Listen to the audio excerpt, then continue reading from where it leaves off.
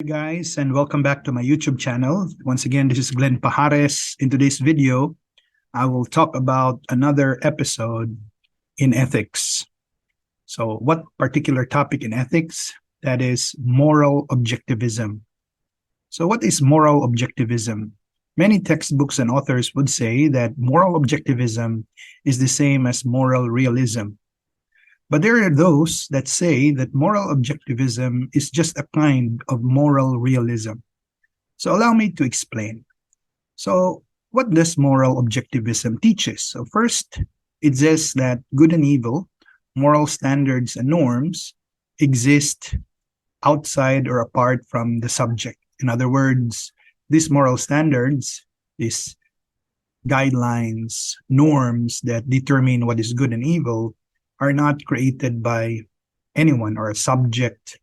It's not even a product of the subject's mental construct or emotional response or attitude towards something, but rather it exists outside human person.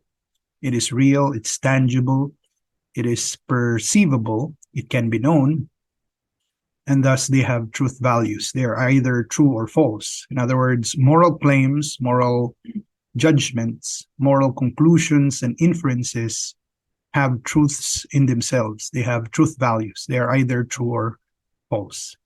And also, moral objectivism claims that moral standards, moral norms, moral guidelines, and frameworks and theories, they have what we call, they are by nature universal. What does it mean by universal? Universal meaning these moral standards, principles, the good and evil, right and wrong, can be applied to all communities, to all people, to all societies, to all culture, and to all religion.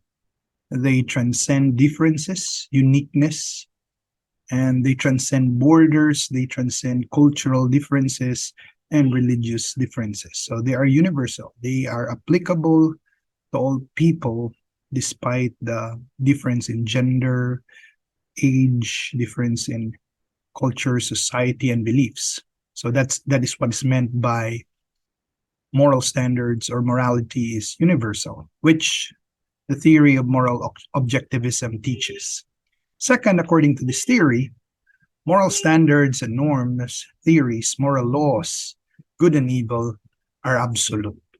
Though there are some textbooks and authors that claim that moral absolutism is another kind of theory, which is a notch higher than moral objectivism, but there are those who claim that moral objectivism teaches moral absolutism.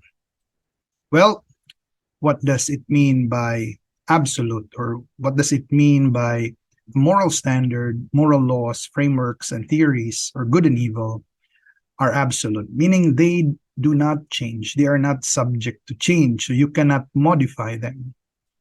So they are always true, and they will remain good constantly, despite the change of time, the change of situation, the change of circumstance.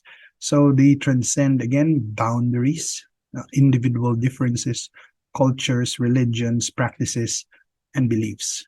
So it's not up to us to change them because they are unchangeable. They cannot be subjected to change. So they will remain constant as is, even in the passing of time, even in the change of people and society. They will always remain good or evil, true or false. So that's what moral objectivism teaches. So I hope you learned something today.